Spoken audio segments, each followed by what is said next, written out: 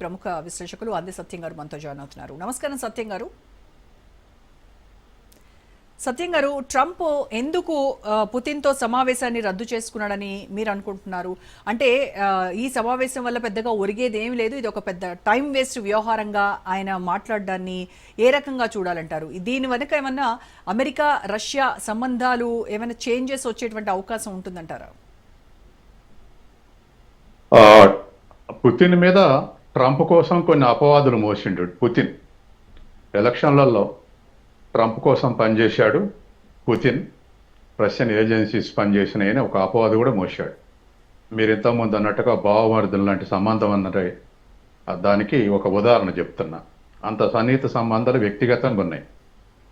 కానీ ఏదో విధంగా రష్యా మీద ఒత్తిడి తెచ్చి ఉక్రెయిన్ని నాటోలో కలుపుకోవడం అనేటువంటిది ట్రంప్ కానీ యూరోప్ కానీ ఎత్తుగడ. ఇప్పటికి కూడా ఒక 20% ఈ యుద్ధం స్టార్ట్ అయినాక ఉక్రెయిన్ ప్రాంతం రష్యా ఆధీనంలోకి వచ్చింది. కాబట్టి విత్ ఇన్ ది యుక్రెయిన్ మేము ఉక్రెయిన్ను విభజించే ప్రసక్తే లేదు, విభజించి ఒక ముక్క పోయి రష్యాలో కలిసే ప్రసక్తే లేదు అనేటువంటిది ఉక్రెయిన్ పాలకుల యొక్క వాదన.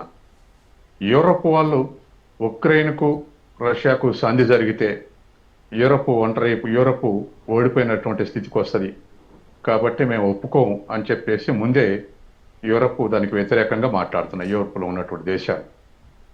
అయితే ఇవాళ పుతిన్ ఎందుకు వదులుకోవడాలంటే 2 కారణాలు.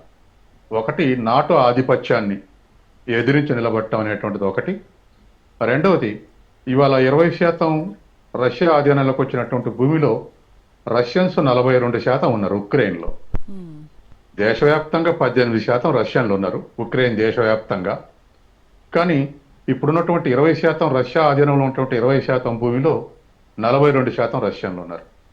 కాబట్టి రష్యన్ ప్రొటెక్షన్ కోసం అని చెప్పొచ్చు, లేదా యుద్ధంలో ఇంత ఖర్చు అయింది కాబట్టి మేము చేసిన యుద్ధం ఫలితం ఇదని అనుకొని ఉండొచ్చు. మూడోది, యూరోప్ను నిలవరించానటువంటిది కావచ్చు. నాలుగోది, అమెరికాను కూడా నిలవరించానటువంటిది కావచ్చు.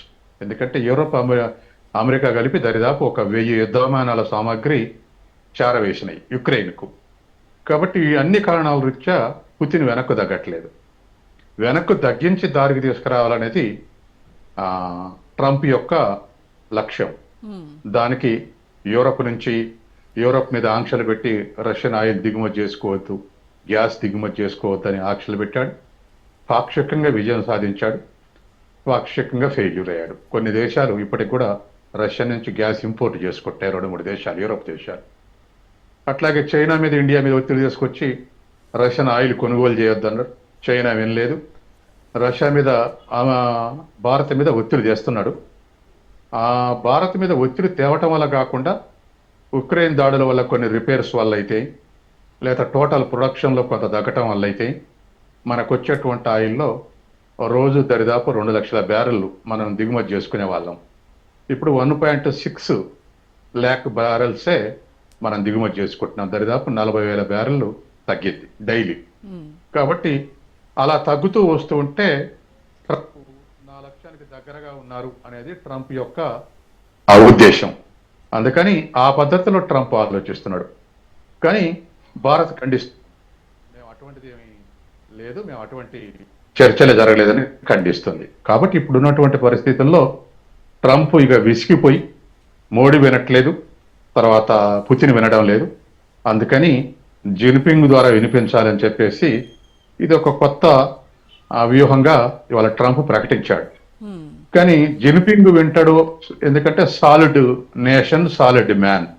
దరిదాపు అమెరికా అంత ఆర్థిక వ్యవస్థ కాబట్టి అంత తేలిగ్గా ట్రంప్ వినిపిస్తే జిన్పింగ్ వింటాడా, లేదా జిన్పింగ్ కూడా ఏమైనా కన్సెషన్స్ ఇస్తాడా అంటే ఎట్లా అంటే, ఇప్పుడు చైనా తూర్పు భాగంలో క్వాడ్ ఒకటి ఏర్పాటు చేసింది అమెరికా చైనాకు వ్యతిరేకంగా. జపాన్, ఆస్ట్రేలియా, ఇండియా, అమెరికా 4 కలిసి ఒక కూటమికి ఏర్పడ్డాయి. ఆ కూటమి మేము ఏదైనా రద్దు చేసుకుంటామో, డైల్యూట్ చేస్తామని ఆశ పెట్టి జిన్పింగ్ని ఏమైనా ప్రయోగిస్తాడా అనేటువంటి విషయాలు జిన్పింగ్ తోటి చర్చించిన తర్వాత కానీ తేలవు. కాబట్టి ఏదేమైనా జిన్పింగ్ మళ్ళీ గతంలో మోడీని ఎట్లా పొగిడిండో, ప్రపంచం అంతా గౌరవిస్తుంది మోడీని, అట్లాగే పుతిన్ ఎట్లా పొగిడిండో స్ట్రాంగ్ మ్యాన్ అని, ఇప్పుడు జిన్పింగ్ను కూడా గౌరవనీయుడు ప్రపంచంలో అని చెప్పేసి పొగుడుతా ఉన్నాడు. ఈ వారం రోజుల్లో మళ్ళా కూడా మాట మారచ్చు. ఎందుకంటే ఇవాళ 23వ తారీఖే ఇవాళ APEC meeting, Asia Pacific economic cooperation meeting south కొరియాలో 31 నాడు జరుగుతుంది. ఇంకా వారం రోజులు టైం ఉంది కాబట్టి ఈ వారం రోజుల్లో ఇంకేం స్టేట్మెంట్ ఇస్తుందో తెలియదు. ఎందుకంటే అంటే ఇప్పుడు ఈయన పవర్ఫుల్ లీడర్ జిన్పింగ్ ని పవర్ఫుల్ లీడర్ గా ట్రంప్ మాట్లాడడాన్ని అంటే అది కూడా ఒక స్ట్రాటజిక్ డిప్లొమాటిక్ మూవ్ గా చూడాలంటారా, లేదంటే జెన్యూన్ గానే ఆయన్ని పొగిడాడా? ఆయన మనసులో ఏముందంటారు? అసలు చైనా నిజంగా పుతిన్ పైన ఇన్ఫ్లుయెన్స్ చేసి ఈ యుక్రెయిన్ కాన్ఫ్లిక్ట్ ని రిజాల్వ్ చేయగలదా? అసలు వాస్తవానికి బహుశా ఊయింగ్ చేసి ఏదైనా సహాయం చేస్తాడేమో అన్నటువంటి దాంట్లోనే ఆ వ్యూహాలనే ఉండి ఉంటాడు. ఎందుకంటే ఇవాళ రష్యాని మించి, భారత్ని మించి రష్యా నుంచి ఆయిల్ దిగుమతి చేసుకునేది చైనానే. అట్లాగే అమెరికా మాట వినకుండా ఇరాన్ నుంచి కూడా చైనా దిగుమతి చేసుకుంటుంది ఆయిల్ని. కాబట్టి చైనాని ఏమి చేసే స్థితిలో లేడు. కానీ బహుశా చైనాకు ఇంకేమైనా 200% అన్నోడు 30% ఒప్పుకోండు టారిఫ్లు, ఇంకేమైనా తగ్గిస్తా అని చెప్పేసి ఇనిషియేషన్ తీసుకోమని అంటాడా, లేక క్వాడ్ నుంచి మేము డైల్యూట్ చేసుకుంటాం అంటాడా, లేదా మరేదైనా వాళ్ళ చైనా నుంచి ఇంపోర్ట్ చేసుకునే దాని మీద ఏమైనా కన్సిస్టెన్సీ అనౌన్స్ చేసి మీరు పుతిన్ దగ్గర ఇనిషియేషన్ చేయండి అని చెప్పేసి రిక్వెస్ట్ చేస్తారా? ఏదైనా జిన్పింగ్ని ప్రెజర్ చేసే స్థితిలో ట్రంప్ లేడు. ప్రెజర్స్ అన్ని అయిపోయినాయి. జిన్పింగ్ మీద ట్రబర్స్ అయిపోయినాయి, పుతిన్ మీద ప్రెజర్స్ అయిపోయినాయి, మోడీ మీద కూడా ప్రెజర్స్ అయిపోయినాయి. ఆ ప్రెజర్స్, రకరకాల ప్రెజర్స్ని మనం చూసాం గత 5-6 నెలలుగా. కాబట్టి ఇప్పుడు ప్రెజర్స్ కాకుండా వ్యూహాత్మకంగా ఏమైనా పుతిన్ తోటి, జిన్పింగ్ తోటి ఏమైనా అడ్వైజ్ ఇప్పిస్తారా అనేది మనం వేచి చూడాల్సిందే. అయితే ట్రంప్ని స్టాండర్డ్గా తీసుకోవాల్సిన అవసరం లేదు. ఏది అన్నమాట ప్రకారం నిలబడలేదు. కాబట్టి ఈ వారం రోజుల్లో మళ్ళీ మాట మారుస్తాడా లేదా అదే మాట మీద ఉంటాడా అనేది మనం చూడాల్సినటువంటి అంశం. అయితే రష్యా ఈ సీజ్ ఫైర్ ప్రపోజల్ ని రిజెక్ట్ చేయడం అనేది యుక్రెయిన్ యుద్ధాన్ని మరింత ఎస్కలేట్ చేస్తుందంటారా? ఇటు EU కూడా పుతిన్ టైం పాస్ చేస్తున్నాడని చెప్తోంది. దీన్ని మీరు ఎలా అనలైజ్ చేస్తారు? అంటే ఇప్పుడు యుక్రెయిన్ కానీ యూయూ కానీ క్రైసిస్లోకి పోయే అవకాశం ఉంది. అందుకే పుతిన్ ఈ లేట్ టాక్టిక్స్ ఉపయోగిస్తుండనేది యూరోప్ యొక్క అభిప్రాయం. ఎందుకంటే రేపు చలికాలం వస్తూ ఉంటే రష్యా సహకారం లేకుండా యూరోప్ మనగలే స్థితి లేదు. వాళ్ళకి ఆయిల్ కావాలి, గ్యాస్ కావాలి. అసలు గ్యాస్ లేనిది యూరోప్ గడ్డ కట్టుకొని పోతుంది. కాబట్టి ఖచ్చితంగా యూరోప్ మీద ప్రెజర్ పెరుగుద్ది ఈ కాలం గడుస్తున్నా కొద్దీ, ఇంకో 3 ఏళ్ళు 4 ఏళ్ళు. అందుకే వాళ్ళు యూరోప్ స్టేట్మెంట్ ఇచ్చాడు, లేట్ టాక్టిక్స్ చేసి ఒత్తిడి తీసుకురావాలని చూస్తుండే పుతిన్ అని చెప్పేసి. తర్వాత రెండోది, ఒక్కవేళ యూరోప్ యుద్ధానికి దిగుతామని బెదిరించింది 2-3 సార్లు కొన్ని దేశాలు. దిగుతానంగానే బెలారస్ ఇంకా ఇతర ప్రాంతాల్లో యూరోప్ బోర్డర్లో, ఫిన్లాండ్ బోర్డర్లో, తర్వాత ఇతర దేశాల బోర్డర్లో మిజైల్స్ మోహరించాడు పుతిన్. మీరు కనుక యుక్రెయిన్ తరఫున యుద్ధానికి వస్తే మీరు యుద్ధం ప్రత్యక్షంగా చేస్తున్నట్టే పరిగణిస్తాం అనగానే వాళ్ళు వెనక్కు తగ్గారు. కాబట్టి యూరోప్ను కూడా ప్రెజర్ చేయాలి అనేటువంటి ఉద్దేశంలో పుతిన్ ఉండడా? ఎందుకంటే చెప్పినా వినకుండా నాటోని విస్తరించుకుంటూ వస్తున్నారు. కాబట్టి ఎక్కడెక్కడ వీళ్ళని నిలువరించాలనేటువంటి ఒక కృతనిశ్చయంతో పుతిన్ ఉండడా అనేటువంటిది ఒకటి.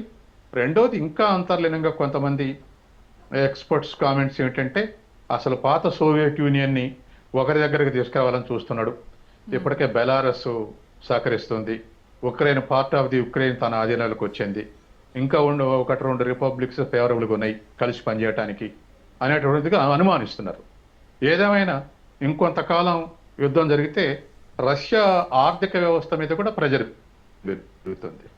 ఎందుకంటే రష్యా ఆర్థిక వ్యవస్థను ఇంతవరకు రెస్ట్రిక్ట్ చేసిందంటే చైనా భారతదేశం యొక్క సహకారంతో ఇవాళ.